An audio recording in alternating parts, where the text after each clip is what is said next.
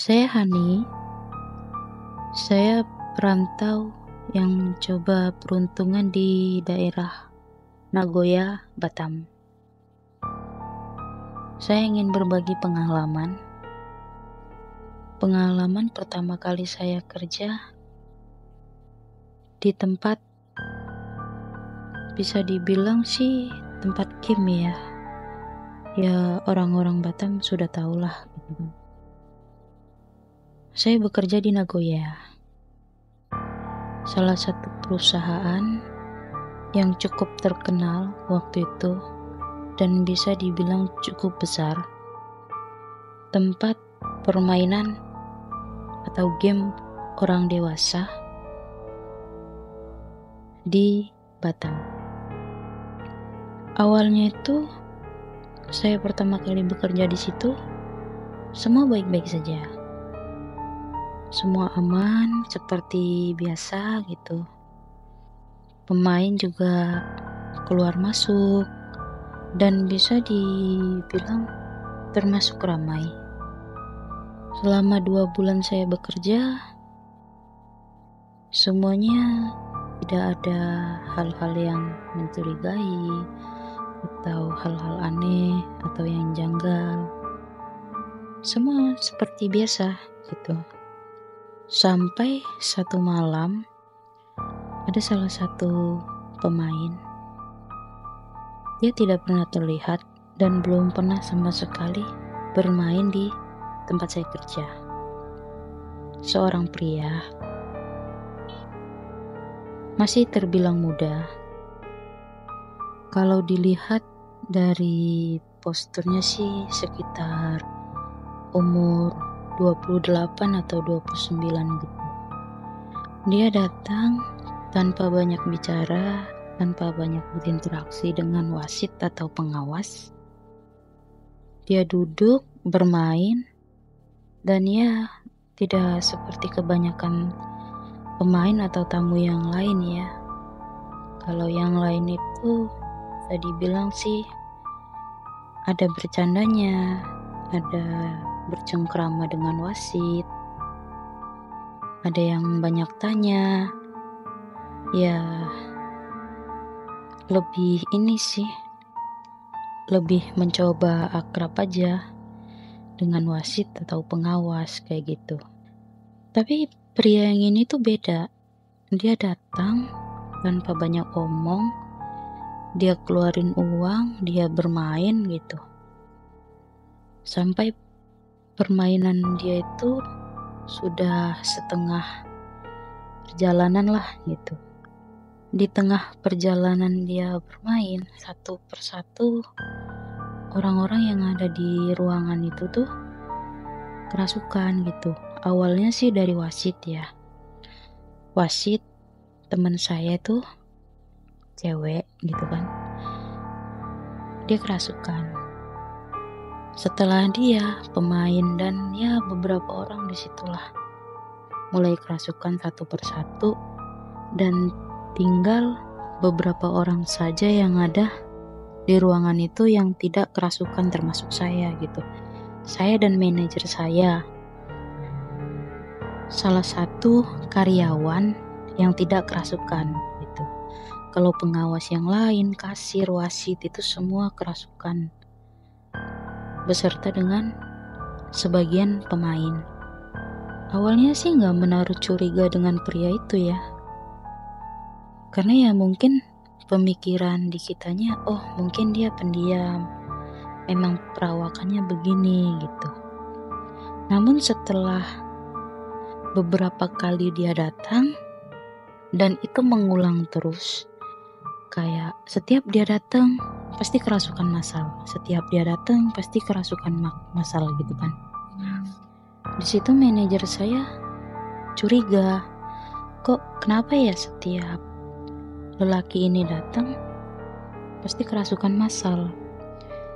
Sampai suatu hari itu benar-benar kejadian yang di luar dari prediksi manajer atau yang ada di pikiran kita. Lelaki itu datang di jam setengah 12 malam kurang lebih. Seperti biasa, dia bermain, dia duduk tanpa banyak bicara, namun lagi-lagi kerasukan. Dan ini salah satu wasit, bisa dibilang dia wasit ini wasit baru 2 malam bekerja.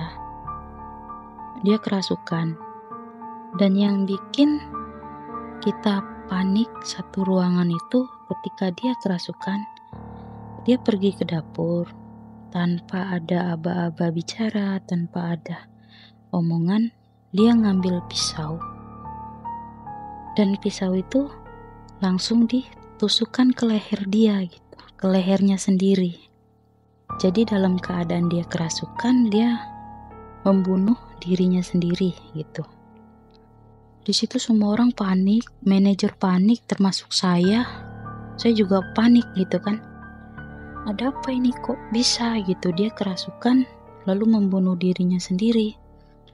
Dan seketika teman saya itu ya meninggal di tempat gitu karena kehabisan darah banyak. Lalu tempat kerja saya itu ditutup beberapa hari dan dipasang garis polisi juga kan. Itu sempat rame, sempat viral juga itu di Batam. Lalu sama manajer saya ini dicarilah orang pintar gitu atau paranormal dari Pulau Penyengat. Nah, kalau di Batam itu kan ada nama satu pulau itu Pulau Penyengat.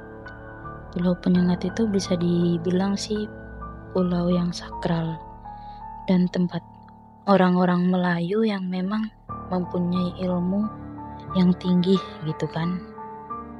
Manajer saya ini mengundang salah satu paranormal yang ada di Pulau Penyengat untuk berinteraksi dengan roh atau penunggu yang ada di tempat saya kerja itu.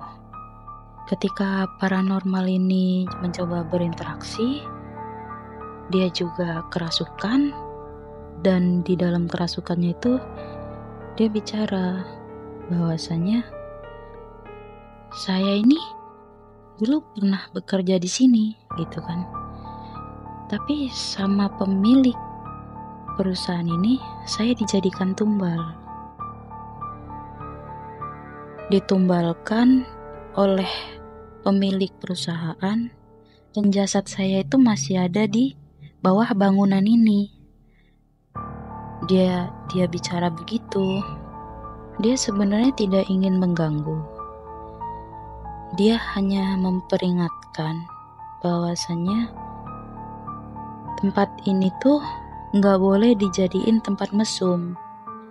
Kenapa dia bisa marah? Kenapa dia bisa membunuh salah satu dari karyawan di situ? Karena ada beberapa wasit dan pemain yang berbuat mesum di toilet. Tuh. Di situ dia marah, makanya dia memperingatkan dengan cara membunuh salah satu wasit tersebut, kayak gitu. Dan dia masih mengincar beberapa wasit yang pernah melakukan hal keji di tempat itu. Makanya dia masih terus menghantui orang-orang yang ada di dalam ruangan itu. Namun dia juga bilang sih, kalau dia bakal berhenti untuk menghantui atau mengganggu orang-orang yang ada di situ, tapi dengan satu syarat.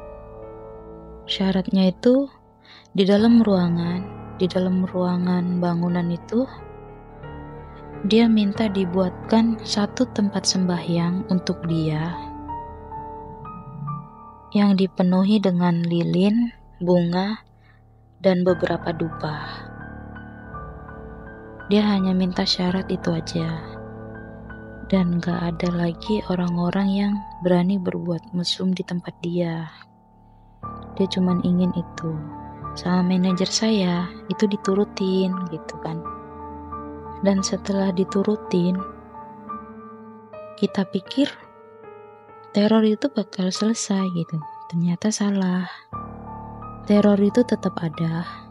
dan semakin menjadi-jadi karena takut akan keselamatan orang-orang yang ada di situ. Tempat bermain itu atau tempat game itu sekarang ditutup dan gak berani ada yang untuk membuka atau menjadikannya tempat usaha lagi. Bangunan itu sih sebenarnya sampai sekarang masih ada, masih dibilang kokoh. Kalau orang-orang di Batam itu sudah tahu gitu kan, bahwa bangunan itu pernah ditutup di tahun 2016. Dan sampai sekarang pun bangunan itu masih ada dan tidak ada yang berani untuk membuka usaha di situ. Sampai sekarang juga masih ada yang meletakkan bunga atau meletakkan dupa di dalam bangunan itu. Itu pengalaman yang pernah saya alamin sendiri di Batam, tepatnya di Nagoya.